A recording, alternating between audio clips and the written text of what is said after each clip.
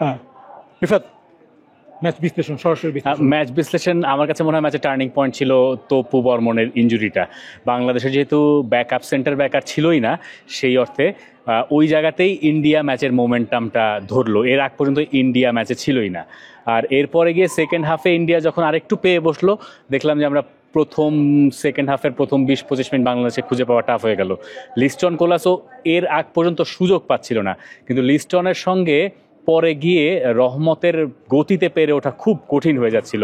প্রতিটা জায়গাতে আমরা দেখছিলাম লিস্টনের যে গতি, তিনি বারবারই এগিয়ে যাচ্ছিলেন, ওখান থেকে বাংলাদেশের ভীতিটা ছড়াচ্ছিল।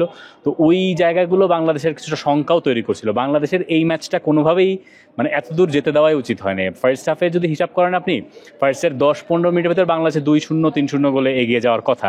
বড় টিম আর ছোট টিমের তফাৎটাই হচ্ছে এই জায়গায় যে যখন তার প্রতিপক্ষ কোনো ভুল করে, তখন সে পানিশমেন্টটা বুঝিয়ে দিতে পারছে কিনা তার উপরে নির্ভর করে যে ওই টিমটা ম্যাচ জিতবে না হারবে না কি করবে।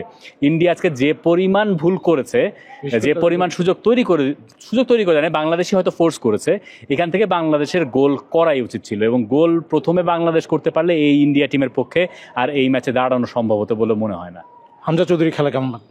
ব্রিলিয়েন্ট। হামজা চৌধুরী কয়েকটা মানে ট্যাকেল দেখে মনে হলো যে এইসব আমরা আসলে দেখি না, এইসব আমরা বাংলাদেশ টিমে তো কল্পনাই করি না, করতাম না।